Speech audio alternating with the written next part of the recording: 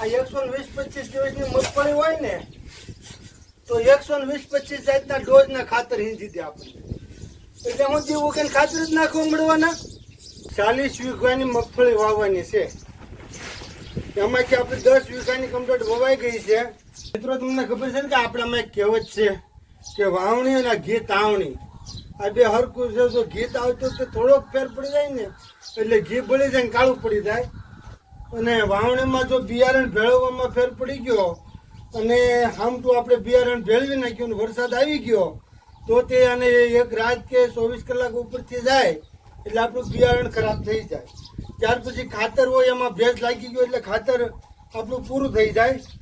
એટલે એક ધારો ઉપર વાવણીઓ આપણો શરૂ છે. હવે ગઈકાલે આપણે જો આટલું વાવણી કરેલી હતી એટલે ટૂંકમાં 3 વીઘા આપણો ભાગ પૂરો થઈ ગયો છે, અને આજે જો નવેસરથી પાછી વાવણી શરૂ કરી દીધી છે. કે જે આપણું 10-12 વીઘાનું જે પડું છે એ પડું આખું સતત આપણું હાલે છે. એટલે એક ઉથલ મારે ને બીજી ઉથલ મારે, 2 ઉથલે વીઘો થઈ જાય. હવે આપણે 2 ડોઝ એમાં નાખવાનું તો ડીએપી, જે આપણે 2 વીઘાના માપે આપણે અત્યારે ભેળવશું. તો આ 2 વીઘામાં 20-22 કિલો આપણે ડીએપી લીધેલું છે, અને આ 50 કિલો સિંગલ સુપર ફોસ્ફરસ. આપણે 50 કિલો આ ફોસ્ફરસ લેવાનું છે, સિંગલ સુપર ફોસ્ફેટ. એટલે આ આપણો મિત્રો આખો ડોઝ તૈયાર થાય છે.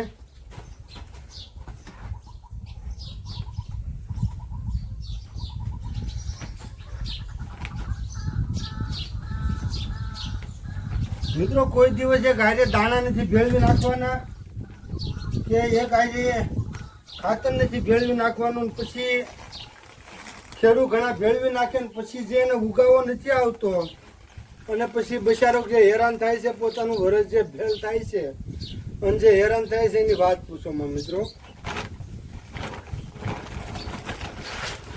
હવે આપણે નાખી દઈએ સિંગલ સુપર ફોસ્ફરસ.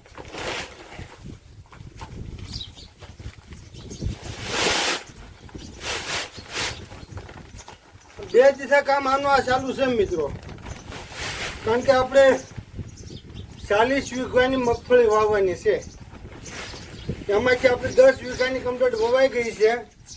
અને જો સાંજ સુધીમાં વરસાદ નહીં આવે તો આપણી 12-13 વીઘાની જે છે તે સાંજ સુધીમાં વરસાદના પાણીએ વવાય છે. અને પહેલાં જે 10 વીઘા વવાણી એ આપણો હેઠેલો ભાગ એ આપણે કોરવાણ કરી અને વાવ્યું હતું. ત્યાર પછી જે આપણે આ કટકી છે 3 વીઘાની, એ કટકી આપણે એમાં મોટા ટ્રેક્ટરથી બમ્ફર આંકતા વાવ્યું હતું. એટલે કેરો થતો જાય, પાળી સડતી જાય ને એમાં સોળી છે વાવેતર થતું જાય. તો મિત્રો આપણે ડીએપી લીધું, સિંગલ સુપર ફોસ્ફેટ લીધું, અને હવે એમઓપી લઈ લઈએ. આપણે વીઘે 10 કિલો જેટલું નાખવાનું છે.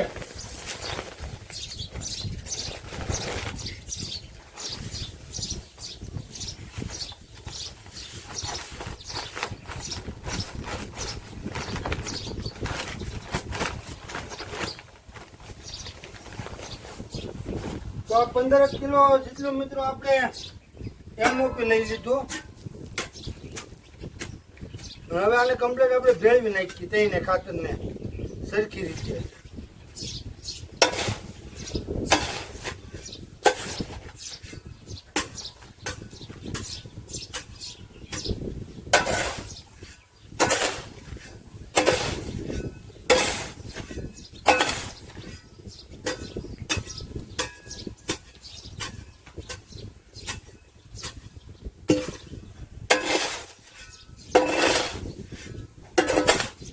તો મિત્રો આપણા પાયાના ખાતરનો ડોઝ તૈયાર થઈ ગયો છે કમ્પ્લીટ.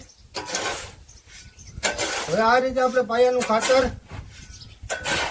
મગફળીમાં વાપરવાનું છે.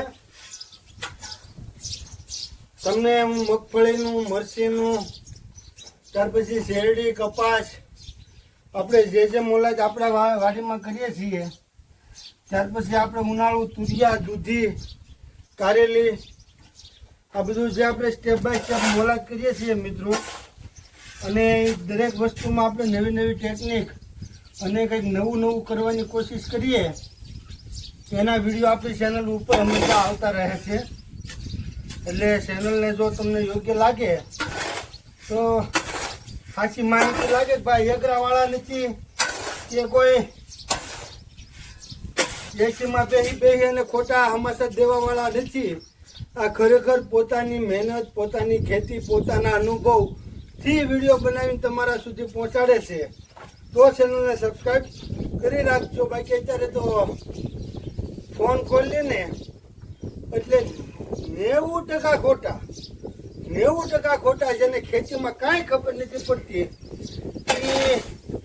એટલી બધી દવાઓ અને એટલા બધા ખાતરો આપણને હિંદવા મળે કે આપણે એમ થાય કે આ જીવ ઉકીને આ 120-25 દિવસની મગફળી હોય ને તો 120-25 જાતના ડોઝના ખાતર હિંદી દે આપણને. એટલે હું જીવ ઉકીને ખાતર જ નાખવા મળવાના.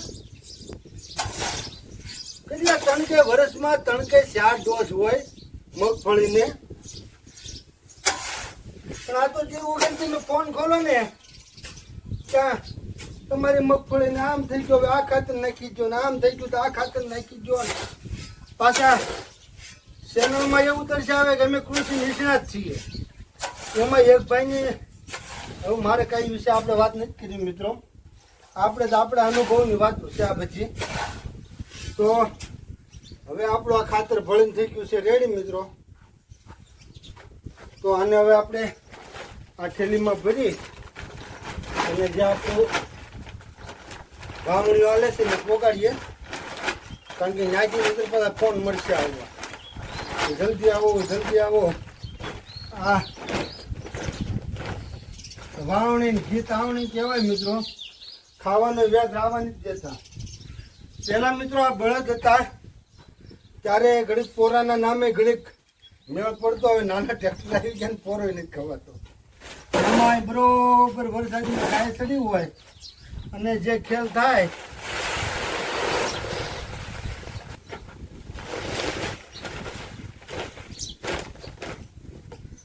તો હવે મિત્રો આ ખાતર આપણે ત્યાં દઈ આવીએ ગાડી લઈને. પાછા દાણા ભેળવવા તરત આવવાનું છે. દાણા ખાતર ભેળવા કરવાનું, દીધા કરવાનું એ લોકો ત્યાં વાવ્યા કરે. અને પરસેવો હુકાતો નથી મિત્રો.